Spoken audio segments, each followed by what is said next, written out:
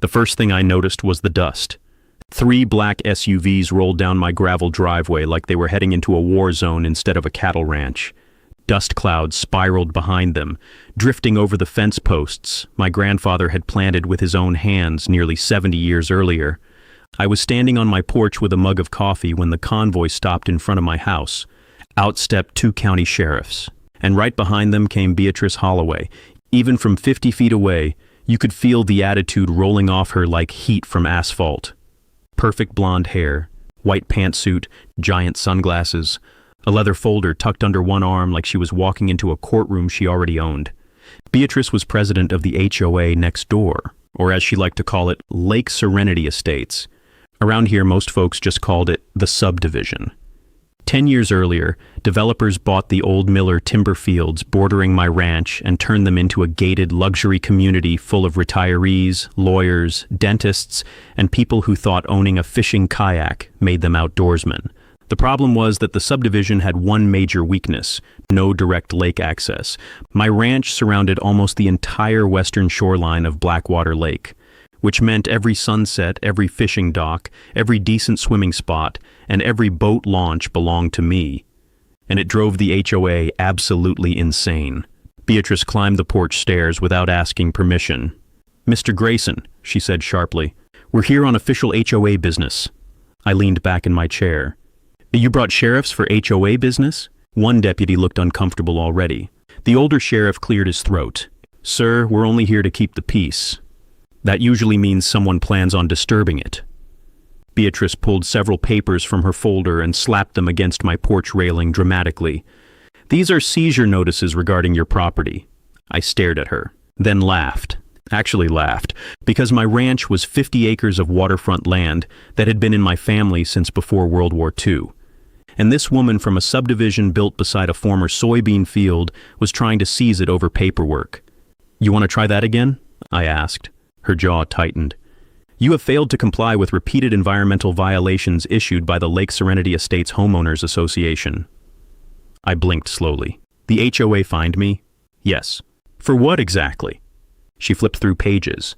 Unauthorized shoreline modifications, ecosystem disruption, improper dock maintenance, unauthorized livestock access to protected wetlands. "My cows drank lake water?" She ignored me. "The accumulated penalties now total $50,000. Failure to pay authorizes property seizure proceedings under community environmental protection statutes." One of the sheriffs shifted awkwardly. Even he knew this sounded insane. I stood up slowly from the porch chair. The wooden boards creaked beneath my boots. "Beatrice," I said calmly, "you understand this ranch existed before your HOA, right? The county recognizes our environmental authority over the lake region. The county barely recognizes potholes." Her face reddened. "You are obstructing lawful enforcement." "No," I replied. "I'm trying to understand how a woman who moved here from Scottsdale 6 years ago thinks she owns a lake my grandfather mapped in 1947. That hit a nerve, because Beatrice hated hearing about my grandfather. Everyone in the county knew Walter Grayson. Legendary surveyor, worked half the state line disputes in the region. The man could glance across a field and tell you where a boundary marker sat within inches. Old ranchers still talked about him like folklore. And before he died, he drilled one lesson into me more than any other. Land isn't owned by fences, Noah. It's owned by paper. That lesson was about to save me. Beatrice snapped her fingers toward the papers. "You have 72 hours to vacate the property voluntarily." That made both sheriffs look at her. One finally spoke. "Ma'am, we're not actually evicting anybody today." Her smile twitched. "Not today." Then she looked directly at me. "But we will." I took a sip of coffee, then pointed toward the old steel safe beside the front window. "You gentlemen might want to see what's inside that safe before anybody takes another step." The sheriffs exchanged looks. Beatrice folded her arms. "What exactly is that supposed to mean?" "It means," I said, setting down my mug, "my grandfather didn't trust developers." I walked inside. The sheriffs followed carefully. Beatrice marched behind them like she was leading a raid. The safe sat in the corner of the living room behind my grandfather's old oak desk. It weighed nearly 600 pounds and had survived 2 house fires, 1 flood, and an attempted burglary back in 1989. I spun the dial, clicked the latch, and opened the heavy steel door. Inside were rows of rolled maps, county filings, land deeds, handwritten journals, and survey notebooks dating back nearly a century. My grandfather treated paperwork like treasure. Turns out he was right. I pulled out one yellowed tube tied with faded red ribbon. The older sheriff leaned closer. "What is all this?" "History," I answered. I spread the map across the desk carefully.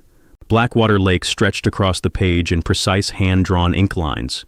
Property boundaries, elevation notes, original county lot divisions, survey signatures, dates. My grandfather's handwriting covered the margins. The younger sheriff whistled softly. "This thing's old." 1924 original county shoreline survey, I said. Beatrice scoffed. "Oh, that proves nothing." "Maybe." I tapped the lower corner. "But this proves something." The sheriffs leaned in. There, stamped clearly beneath the county seal, sat the original legal shoreline designation for Blackwater Lake, and directly beside it was the defining sentence: "All Western Shore access rights remain exclusively attached to Grayson Agricultural Holdings in perpetuity." Beatrice's expression hardened. "That doesn't override environmental authority." "No," I said, "but it does override your imaginary ownership claims." The room went quiet. Then I pulled out another document, and another. Easement records, water access rights, tax filings. Every inch of that ranch had been documented for generations, because my grandfather trusted exactly nobody, especially developers. The older sheriff finally stepped back. "Ma'am," he said carefully to Beatrice, "this appears to be a civil property dispute." Her eyes widened. "You're backing down?" We were never here to remove him. "But the HOA..." "The HOA doesn't have authority to seize 50 acres of private ranch land." Her face flushed deep red. "You don't understand what this man has been doing to the lake ecosystem." I interrupted. "You mean refusing to let your residents use my docks?" One deputy coughed to hide a laugh. Beatrice snapped toward him. "This is not funny." Actually, it was hilarious, because everyone knew what this was really about. The HOA brochure advertised luxury lakeside living. But residents quickly discovered the best part of the lake belonged to me, not them, and every summer they stared through their fancy wrought iron fences watching my nieces fish from docks they couldn't touch. That drove Beatrice insane. She'd spent years trying everything: noise complaints, fence disputes, boat permit accusations, anonymous environmental reports. Every tactic failed, so now she'd escalated to outright property seizure, which meant she was desperate. That worried me more than the papers, because desperate people do reckless things.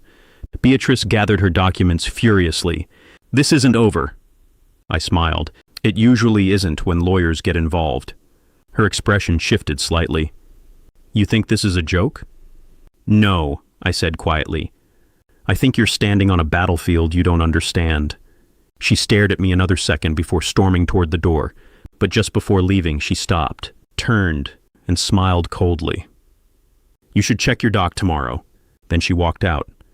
The SUVs disappeared down the driveway minutes later, but that final sentence sat heavy in my chest long after the dust settled. "You should check your dock tomorrow." That wasn't a threat, it was a promise. And sure enough, the next morning, I found exactly what she meant. A giant blue and white sign bolted directly into my dock. "Private Hoe Beach resident access only." I stood there in silence, staring at it while waves slapped against the wood pilings. 3 HOA residents lounged nearby in folding chairs like they owned the shoreline. One even waved at me casually. That was the moment I realized something important. Beatrice wasn't bluffing anymore. She genuinely believed she could take my land. And people that delusional usually make one fatal mistake. They get greedy. The sign lasted exactly 12 minutes. That's how long it took me to walk back to the barn, grab a wrench, return to the dock, and throw the entire thing into Blackwater Lake. The 3 HOA residents jumped out of their chairs immediately. "You can't do that," one man shouted. I looked at him calmly. "You can't nail garbage onto my dock." A woman in designer sunglasses marched toward me. "This is HOA-approved shoreline access." "No," I said. "This is trespassing." She pointed aggressively toward the subdivision across the water. "Beatrice said this entire shoreline belongs to the community now." I laughed once. "That woman also thinks yoga counts as ranch work." The man stepped forward. "We have legal authorization." Fantastic, I replied. Show it to the sheriff when he arrives. That changed their expressions instantly, because deep down they knew something felt wrong. You don't accidentally seize 50 acres of lakefront property unless somebody's lying, and Beatrice had been lying for years. The residents gathered their chairs and left soon afterward, but the message was clear. The HOA wasn't backing down. In fact, over the next 2 weeks, things escalated fast. Security patrols started driving along my fence line every night. Private guards in golf carts shined flashlights toward my barns. HOA residents accidentally crossed onto my shoreline daily. Someone tied orange ribbons around trees near the water like they were marking future property boundaries. Then one morning I woke up and found fresh survey stakes hammered directly into my pasture. That's when I stopped being amused. Because there's one thing ranchers understand better than lawyers. You never touch another man's boundary markers. I ripped every stake out of the ground personally. Then I drove straight into town. The county records office sat inside an old brick building that smelled like dust, coffee, and old paper. Mrs. Callahan looked up from behind the front desk when I walked in. Well, she sighed, what did the HOA do now? Trying to annex my shoreline. She nodded like she'd expected worse. Second floor, archive room. That was small town life. Nobody even asked questions anymore. I spent 4 hours buried in county plats, development filings, and shoreline easement records. And one detail kept bothering me. The subdivision's original developer had rushed construction unusually fast.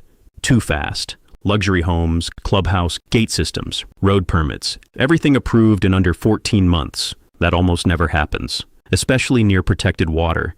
Then I found the first crack, a survey amendment from 2014, tiny notation, single sentence, boundary interpretation. Accepted pending legacy review. Pending legacy review. That phrase hit me like cold water.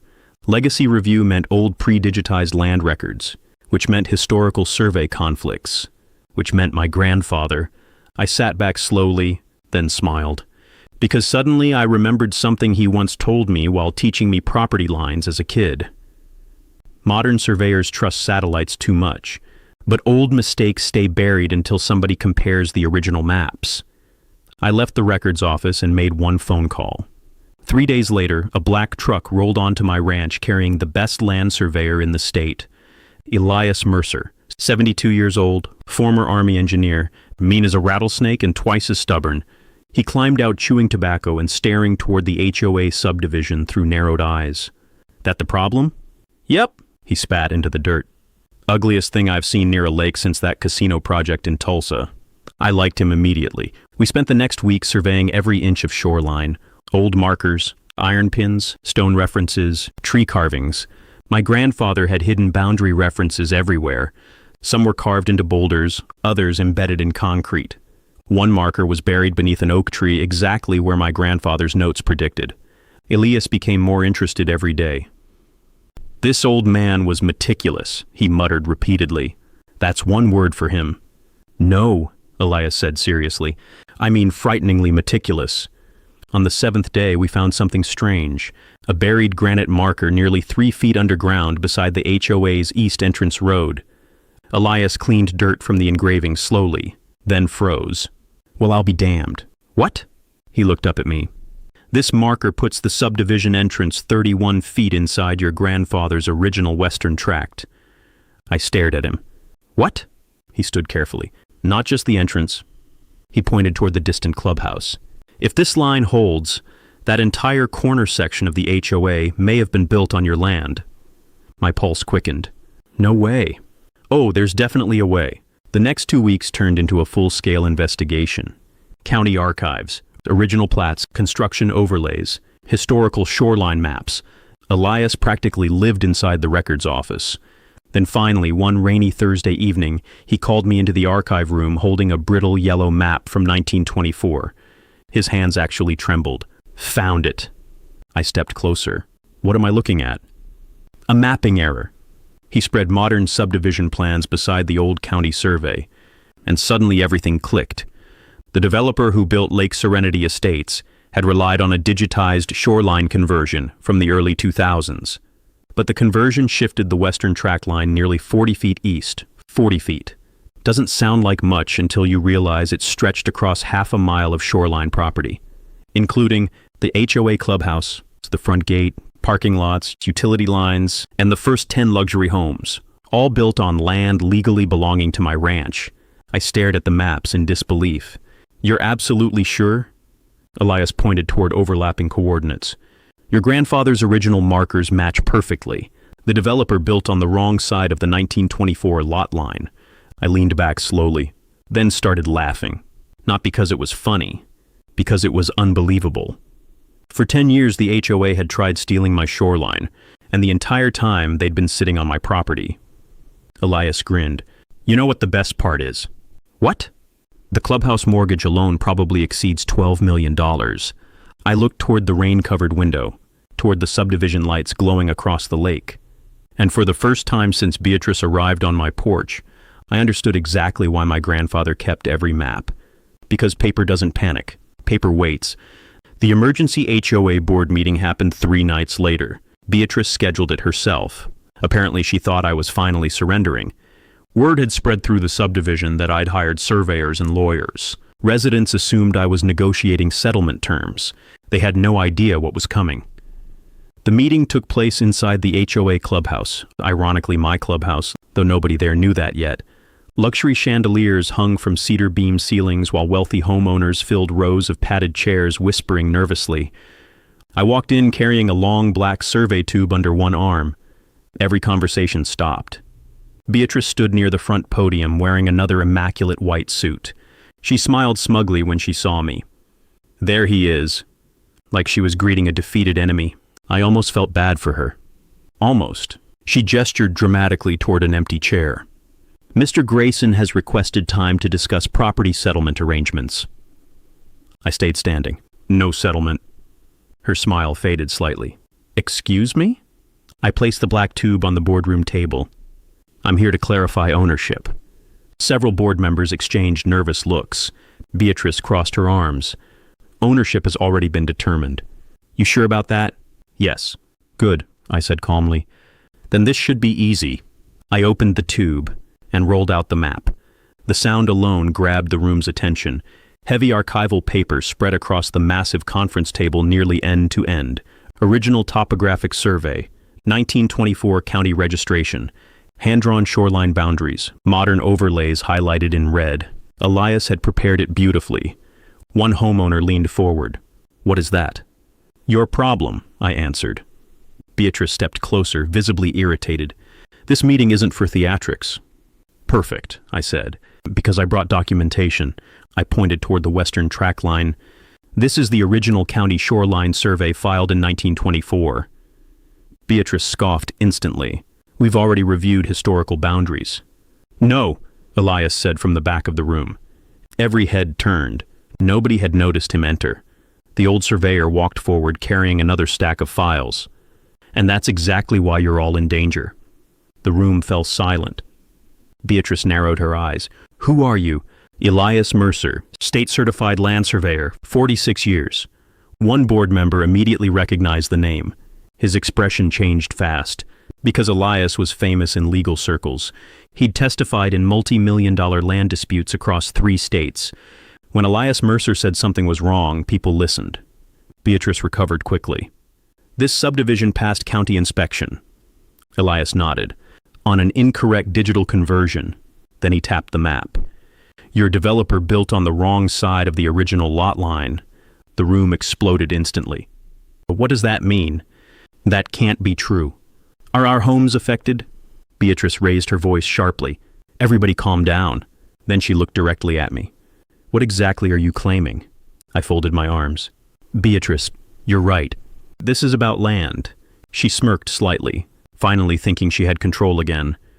Then I finished the sentence. "But it's not my ranch that belongs to the HOA." I pointed directly at the highlighted section. "It's your clubhouse, front gate, and the first 10 homes that belong to me." Dead silence. Absolute silence. I watched the color drain from her face in real time. "No," she whispered. Elias slid certified overlays across the table. "Yes." Board members lunged toward the documents. One older man nearly knocked over his chair. A woman gasped loudly. Another homeowner started flipping through pages frantically. Every single survey matched, every marker aligned, Every coordinate confirmed the same horrifying truth. The subdivision's western section sat on Grayson Ranch property. Legally, completely. One board member looked physically sick. What happens now? Nobody answered immediately, because everybody understood the implications. Millions of dollars in construction, mortgages, insurance, land taxes, utility infrastructure, all sitting on disputed property. Beatrice suddenly slammed both hands onto the table. "This is fraud!" Elias snorted. "No, ma'am. Fraud requires intent. This is incompetence." Several homeowners actually laughed nervously. That made her snap. "You think this is funny?" "No," I replied calmly. "I think it's expensive." One resident stood abruptly. "Wait, if this land belongs to him, then does the HOA even have authority over the lake access dispute?" "Not remotely," Elias answered. That's when panic truly started spreading. People began talking over one another, questions flying everywhere. "Can he evict us? What about our property values? Who approved construction? Does title insurance cover this?" One man shouted, "Where's the developer?" Funny thing about developers, they disappear when lawsuits appear. Beatrice looked overwhelmed for the first time since I'd met her. Her confidence cracked visibly. "You can't possibly expect us to believe this without litigation." I smiled slightly. "Oh, there'll definitely be litigation." That nearly caused another panic. Then I pulled out the final document. The room quieted instantly. Certified county verification, filed that morning. Official acknowledgement of historical boundary discrepancy, stamped and signed. Game over. Beatrice stared at the paper like it was radioactive. This isn't possible." "It already happened," I said. One elderly homeowner removed his glasses slowly. "So, the HOA tried seizing your ranch?" "While standing on my land," I finished. The irony finally hit the room, hard. A few residents actually started laughing. Others looked furious, and every single eye turned toward Beatrice. Because suddenly everyone realized something. This entire disaster existed because she kept escalating a fight she didn't understand. If she'd left my ranch alone, nobody might have discovered the error for another decade, maybe longer. But greed makes people reckless, and reckless people dig their own graves. Beatrice pointed at me with trembling hands. "You planned this." "No," I said honestly. "You did." The HOA's seizure attempt disappeared within 24 hours. Funny how fast legal threats vanish when billion-dollar liability enters the room. By the next morning, every fake environmental fine against my ranch had been withdrawn officially. By Friday, the HOA's attorneys requested urgent cooperative discussions.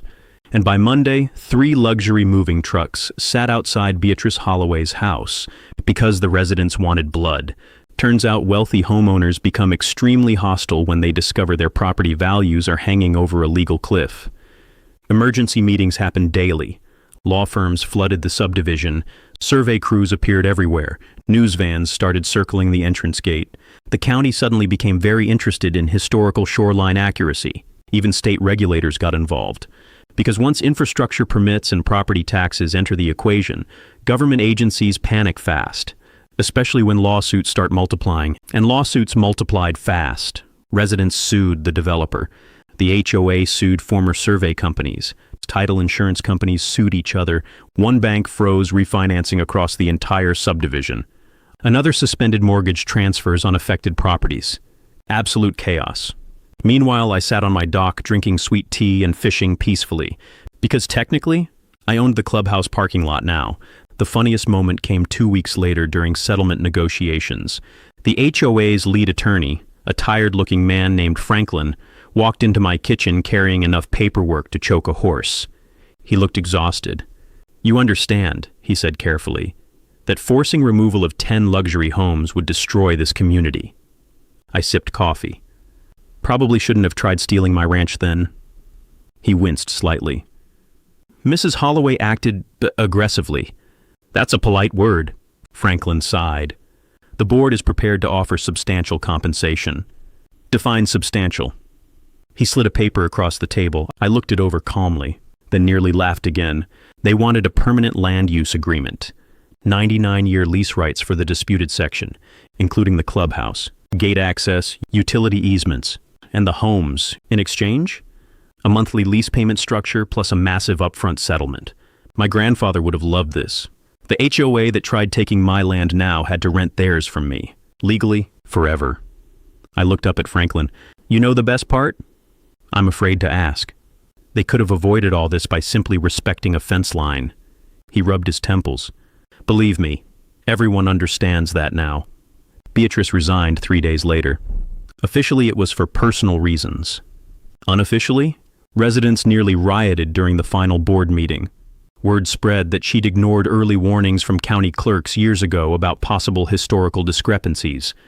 But she'd been too obsessed with expanding HOA control over the lake. That obsession destroyed her. Last I heard, she moved to Arizona, probably to terrorize another neighborhood. The subdivision itself eventually stabilized. Money fixes most problems.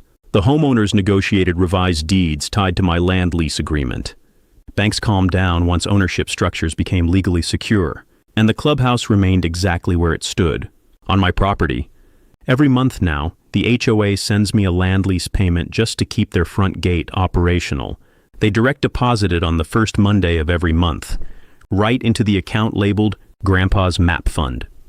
I actually framed one of the original lease checks beside my grandfather's old survey tools. Felt appropriate. Sometimes I walk down to the shoreline at sunset and watch HOA residents fishing near the dock they once tried claiming as their own. Most of them wave now. Some even apologize. Turns out people become friendlier when you technically own the ground under their wine tastings. And every now and then someone asks me the same question. How did your grandfather know to keep all those records? The answer's simple.